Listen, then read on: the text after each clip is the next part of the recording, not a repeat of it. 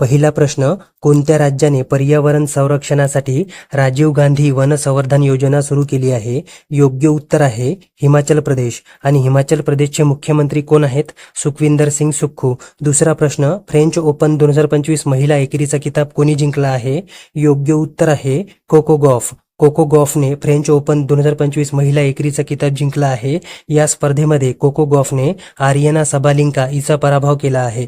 तिसरा प्रश्न, 6 जून 2025 रोजी जगातला सर्वात उंच चिनाब रेल्वे आर्क पूलचे उद्घाटन मोदींनी कुठे केले? योग्य उत्तर आहे जम्मू काश्मीर. आणि या पुलाची उंची किती आहे? 359 मीटर. चौथा प्रश्न, जागतिक वायू परिवहन शिखर संमेलन 2025 चे आयोजन कुठे करण्यात आले आहे?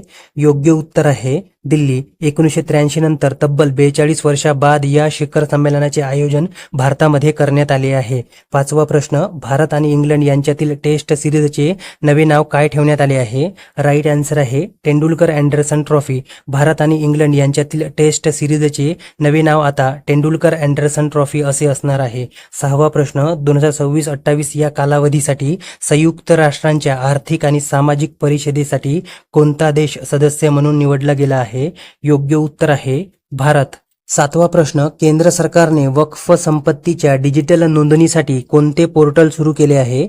योग्य उत्तर आहे उम्मीद म्हणजेच unified Waqf management empowerment efficiency and development. आठवा प्रश्न, US India strategic partnership forum global leadership award 2025 कोणाला देण्यात आला? योग्य उत्तर आहे कुमार मंगलम बिर्ला. हे आदित्य बिर्ला ग्रुपचे अध्यक्ष आहेत. तसेच 2025चा लता दीनानाथ मंगेशकर पुरस्कारही कुमार मंगलम बिर्ला यांना देण्यात आला आहे. नववा प्रश्न, लेव्हेंडर महोत्सव 2025 चे आयोजन कुठे करण्यात आले होते? राईट आन्सर आहे जम्मू काश्मीर. आणि या महोत्सवाचे उद्घाटन जितेंद्र सिंग यांच्या हस्ते झाले.